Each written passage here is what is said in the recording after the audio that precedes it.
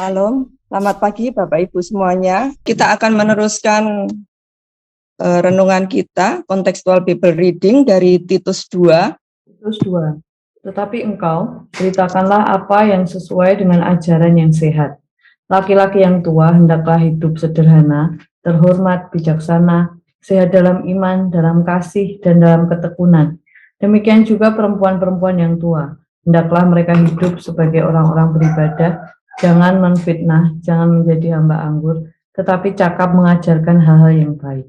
Dan dengan demikian menjadi perempuan-perempuan muda mengasihi suami dan anak-anaknya, hidup bijaksana dan suci, rajin mengatur rumah tangganya, baik hati dan taat kepada suaminya, agar firman Allah jangan dihujat orang.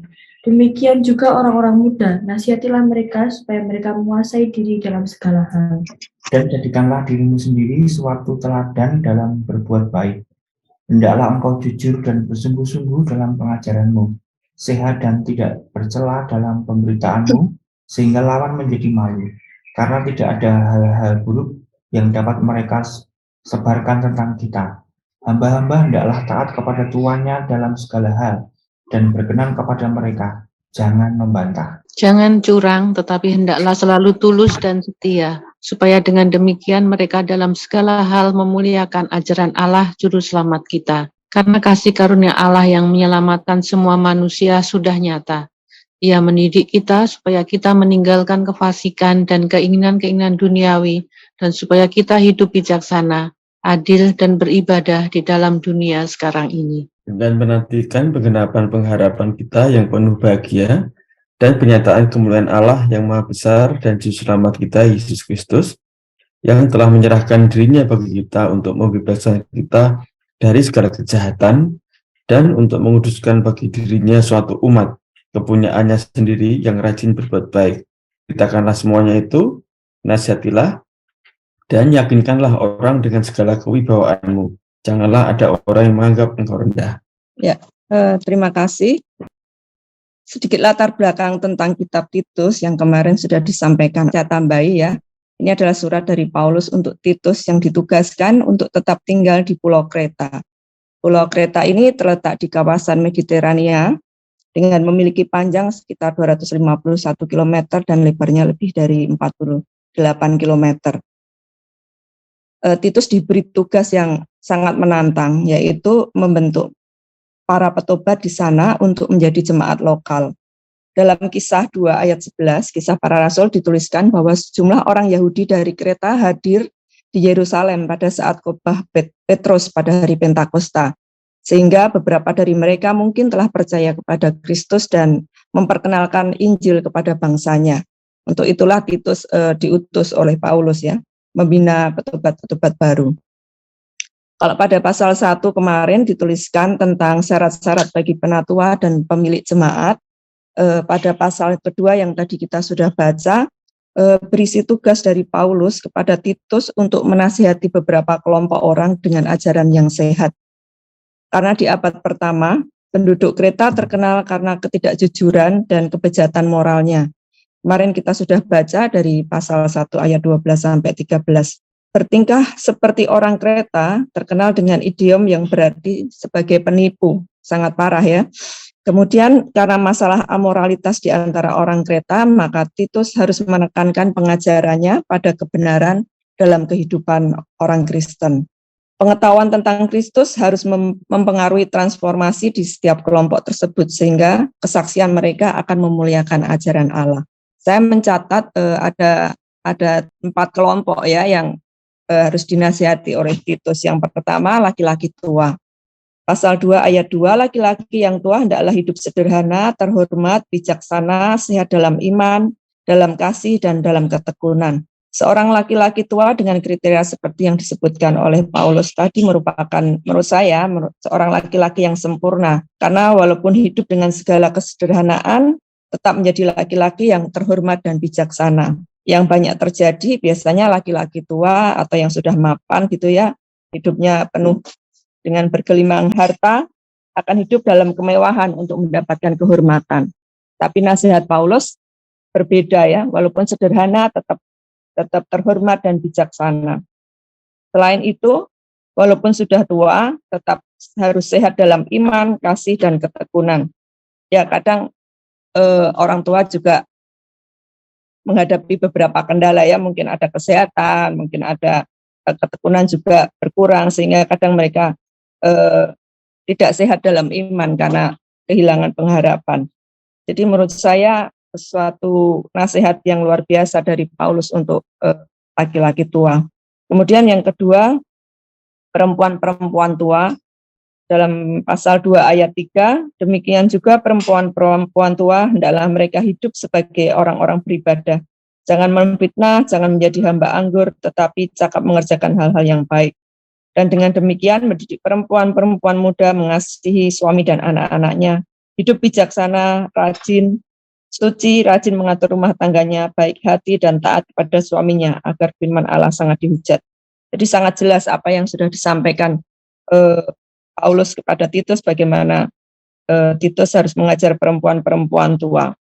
Secara khusus saya menyoroti bahwa Allah mempunyai rencana khusus bagi wanita dalam hubungan dengan keluarga, rumah tangga, dan sifat keibuannya, gitu ya.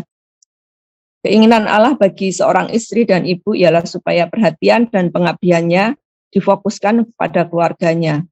Rumah tangga, suami dan anak-anaknya harus merupakan pusat dunia bagi seorang ibu Kristen.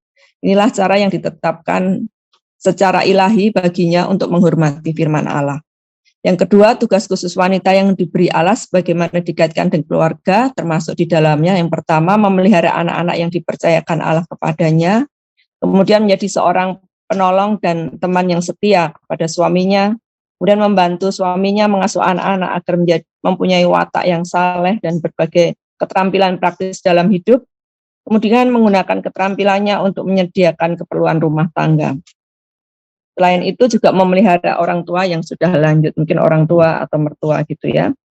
Tetapi bagi para ibu yang ingin memenuhi rencana Allah bagi kehidupan mereka dan keluarga mereka, tetapi harus bekerja mencari nafkah jauh dari anak-anak karena keadaan ekonomi, maka harus menyerahkan keadaan ini kepada Tuhan sambil berdoa kepada Allah untuk membuka jalan supaya ia dapat memenuhi tempat dan fungsi dalam rumah bersama anak-anak. Jadi walaupun seorang wanita bekerja gitu ya, dia tetap harus memberikan perhatian buat anak-anaknya dan rumah tangganya. Kemudian yang ketiga, nasihat untuk orang-orang muda dari pasal 2 ayat 6, demikian juga orang-orang muda nasihatilah mereka supaya mereka menguasai diri dalam segala hal. Seperti kita ketahui, orang-orang muda terkadang lebih dikuasai nafsu daripada menguasai nafsunya sendiri. Sehingga sangatlah tepat nasihat Paulus ini, orang muda menguasai nafsunya dalam segala hal. Dalam segala hal berarti segala aspek dimensi kehidupan mereka gitu ya.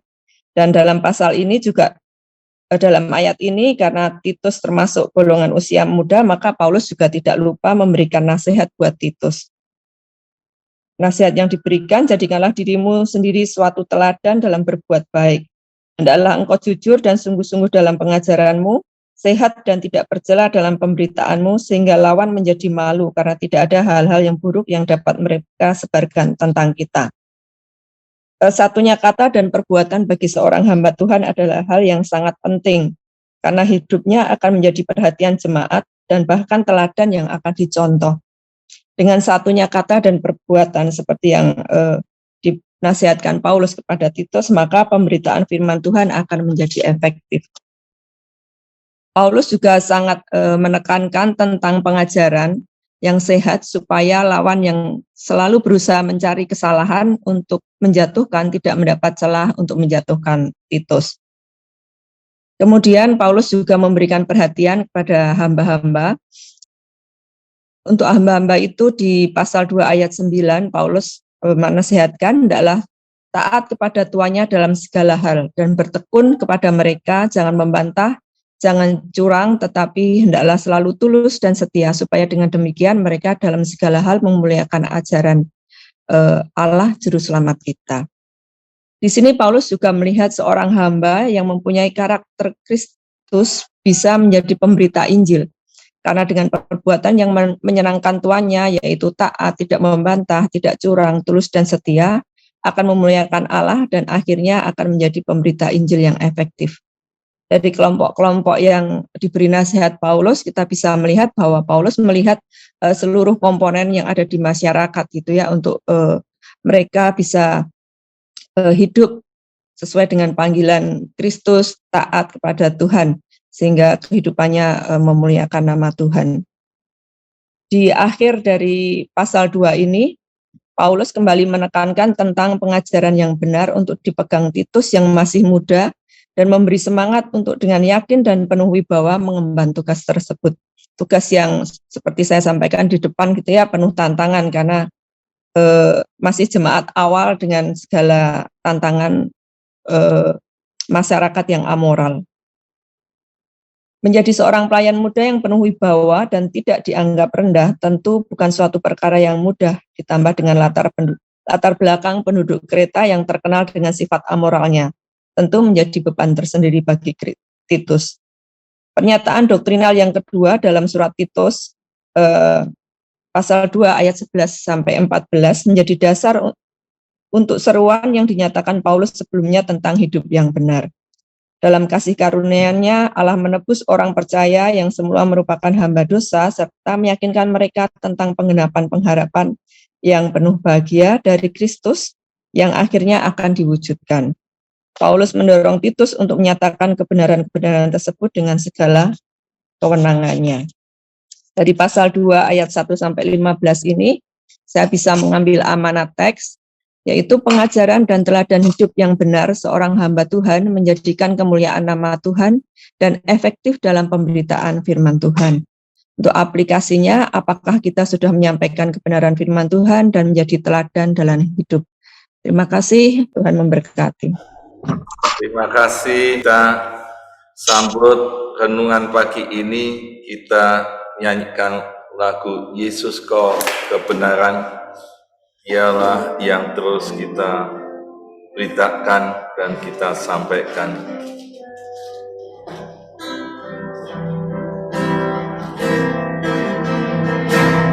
Yesus Kau kebenaran yang menyelamatkanku. Ku hidup dan berharapan. Ku hidup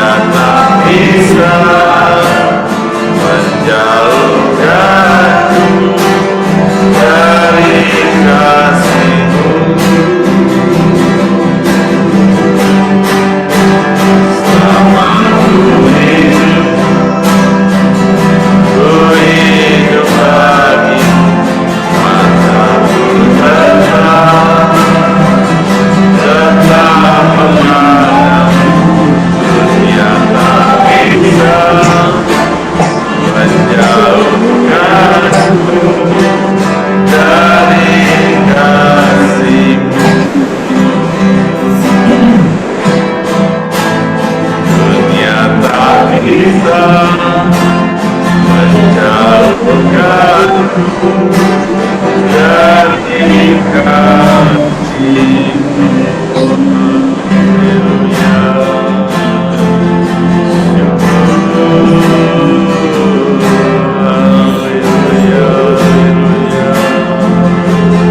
Kita terus bersyukur karena kasih-Nya, kebaikan-Nya buat kita semua dipercaya melayani Tuhan. Kita juga bersyukur, kita mau bersyukur bersama-sama. Tuhan, terima kasih, kami mengucap syukur buat kebaikan-Mu, kasih Tuhan yang tidak pernah berkesudahan, kasih Tuhan yang selalu baru buat kami semuanya. Kami mengucap syukur kalau kami diberi kesempatan, kepercayaan untuk melayani Tuhan di tempat masing-masing, di posisi masing-masing. Kami mengucap syukur Tuhan, biarlah kebaikan Tuhan terus menyertai kami, hikmat Tuhan menyertai kami. Kami mengucap syukur, terima kasih Tuhan, terima kasih di dalam nama Tuhan Yesus.